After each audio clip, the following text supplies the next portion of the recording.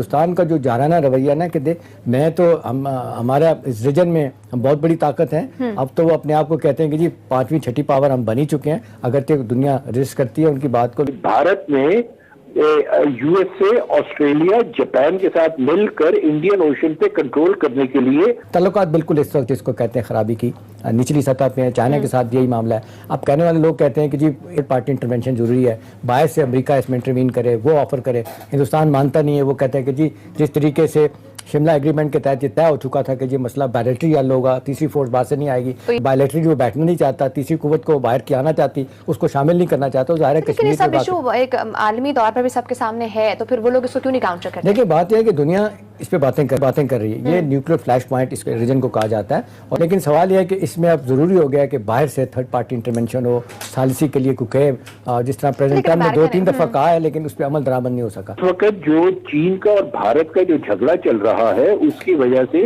ये है कि भारत में 66 इंफ्रास्ट्रक्चर प्रोजेक्ट्स जो है वो लद्दाख के एरिया में बना रहा था। उसकी वजह से उनके लिए बेहद आसान हो जाना था कि वो किसी भी तौर पर जाकर आपके गिलगित बल्तिस्तान में किसी किस्म का मिसएडवेंचर कर सकते थे।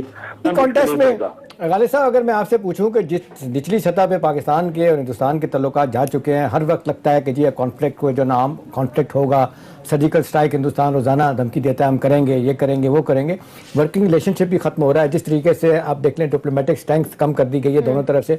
आप किधर तल्लुकात को जाता हुआ देखते हैं? आपके ख्याल में कोई नई बिगिनिंग बन सकती है? बाहर से इंटरवेंशन को हो नहीं रही, आपके ख्याल में बायलैटरली कोई चीज़ मसला हल नहीं हो रहा, तो ये आपके ख्याल में किधर जाएगा मामला? हिंदुस्तान पाकिस्तान के तल्लुकात किस तरफ जाएंगे? एहतशाम साहब, ये जो है ना, ये सिर्फ रीजनल या बायलैटरल मामला नहीं है। इस वक्त एक इंटरनेशनली गेम खेली जा रही है, जिस गेम में भारत के पीछे मगरब मौजूद है, जिसके पीछे अमेरिका मौजूद है, जिसके पीछे यूरोपियन यूनियन मौजूद है, जिसके पीछे ऑस्ट्रेलिया है, जापान है।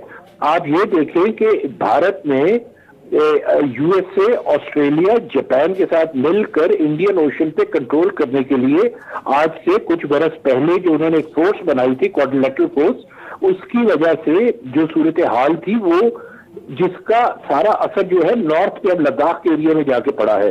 वो इसलिए पड़ा है कि ये चीज नजर आ रही है सबको कि अगर आज यहाँ ड्राई रन किया हमने अपना समुद्रों में, तो कल को क्या पहाड़ों पे हम कब्जा कर सकते हैं?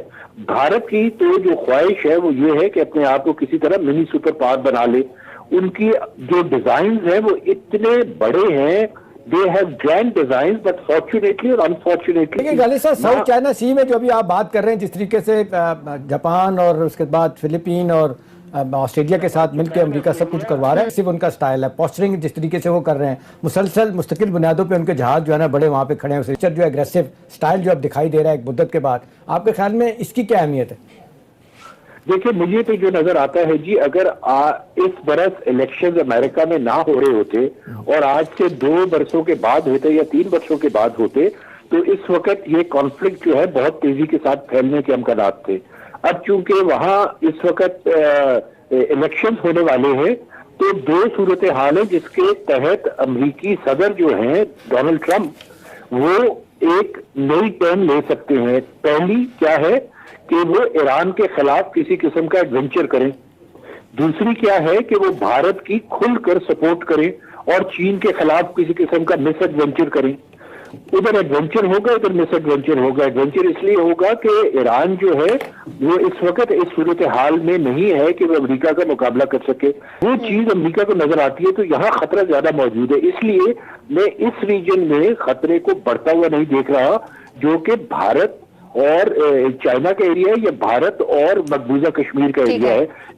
ईरान में मुमकिनात है कि जी ये आइंदा इलेक्शन से मजीद करीब तक जब होंगे तो इसमें हालात खराब हो जाएं। ठीक है, लेकिन एहतशाम साहब, जिस तरह से अभी गालिब साहब ने बात की है, वो कह रहे हैं कि जो भी सब सपोर्ट इस वक्त मिल रही है इंडिया को, वो कहाँ से मिल रही है? तो इस पर जिस तरह अमेरिका बार बार सालसी की पेशकश कर रहा है, तो वो फिर क्या गेम चल रही है पीछे? फिर अमेरिका सामने स्क्रीन पर आकर बार बार सालसी की पेशकश कर रहा है, क्या फायदा हुआ? देखिए, 2-3 चीज़ें बड़ी अहम है इस हवाले से। जिस तरह गालिब साहब ने बताया कि प्रेसिडेंट ट्रंप जो है ना, उनको नवंबर में जो उनका दूसरी टर्म के लिए इलेक्शन हो रहा है, वो पूरी उनकी कोशिश है कि मैं इलेक्शन जीत जाऊं। सवाल ये है कि सारे मामले में अमेरिका एक्टिवली क्यों नहीं सामने आता, क्यों नहीं फोर्स करता हिंदुस्तान को? कह तो दिया 2-3 दफ़ा, लेकिन साथ प्रेसिडेंट ट्रंप ये भी कहते हैं कि जी अगर हिंदुस्तान मानेगा, कहेगा, तो फिर हम सालसी के लिए तैयार होंगे। उन तो कहते हैं दोनों पार्टियां में कहता है ये अमेरिका ये कि कहता है, लेकिन हिंदुस्तान मना कर देता है। वो कहते हैं जी हमने नहीं करना, ये हमारा मामला ऐसा है कि हम बायलैटरली दो तरफा तौर पे हल करेंगे, शिमला एग्रीमेंट के तहत, लाहौर डिक्लेरेशन के तहत। पाकिस्तान ये कहता है कि हमने बड़ी कोशिश कर ली, हमने जिस तरीके से आपको बैक टू बैक कहते हैं बेशुमार हमने आपको आपकी बातें मानी।